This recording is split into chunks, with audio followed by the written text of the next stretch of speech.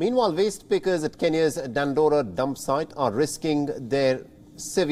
in fact going through some severe health issues like cancer and infertility on a daily basis. Nearly about 10,000 women and children work through the garbage each day in the hope of finding something that is recyclable. And our next report gets you more details. Acid smoke billows from the mountain of waste at the Dandora rubbish dump in Nairobi. Scavengers sift through the waste, mostly with their bare hands. They are looking for recyclable materials.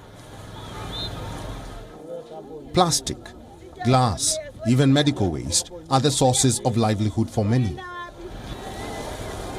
But cuts from glass and inhaling noxious fumes from the dump are the least concerns for these scavengers. They feel they have no other option to earn a living. A kilo of recyclable plastic waste is worth 14 cents at the dump site. The Dandora dump site is an informal workplace to about 10,000 women, children and men. Tunatafuta hizi chupa zinaitwa kwinja, matingili box, magunia, mfupa, hizo chakula za nguruwe. Sasa unajua tunatafutanga bila gloves, gumboot hatuna, tunakachwa na chupa. Afu naona kama tunateseka.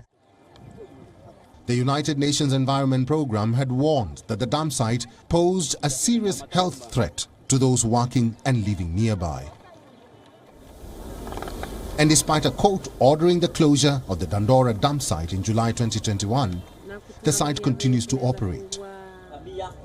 Reports have shown that chemicals in common plastics severely impact human health. They affect the development of male and female reproductive parts and increase the chances of infertility. Skin disorders, cancers, respiratory problems and blood disorders are other public health effects that can be brought about by the pollution emanating from the site. Mi kwa menstruals zangu, mi wana like after 3 months ndio na received. Na saizo situmii kitu yoyote. Niko normal situmii kitu yoyote. Lakini kuna time nilikuwa nimegongo kichwa nikaenda kukaa home like 3 months. Hiyo kwa hiyo mwezi niliona vizuri sana date the same in those 3 months. Saa zingine uko na ball imetoka hujajua sababu. Ukijaribu kuchange environment kidogo inakuwa successful. Lakini penye umeenda kuchange environment hakuna do na watoto wako wako njaa. Inabidi tu urudi huko. The World Health Organization says that exposure to mercury above the level of 2 parts per million is detrimental. But the samples collected from the waste dump exceed this limit, exhibiting mercury levels of 46.7 parts per million.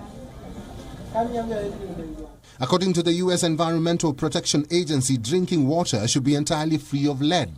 However, the concentration of lead in the soil samples at the Dandora site ranged from 50 to 590 parts per million. In a bid to improve waste management, Kenya's 2021 Sustainable Waste Management Bill outlined objectives for county governments. The bill supports establishing waste management infrastructure to promote source segregation, reuse, and recycling. In March, the United Nations Environment Assembly decided to initiate negotiations for a global agreement to end plastic pollution at its meeting in Nairobi. This is a glimmer of hope for the future. But for now, the informal waste pickers continue to work at the Dandora dump site to feed their families. Bureau Report, WION, World is One. WION is now available in your country. Download the app now and get all the news on the move.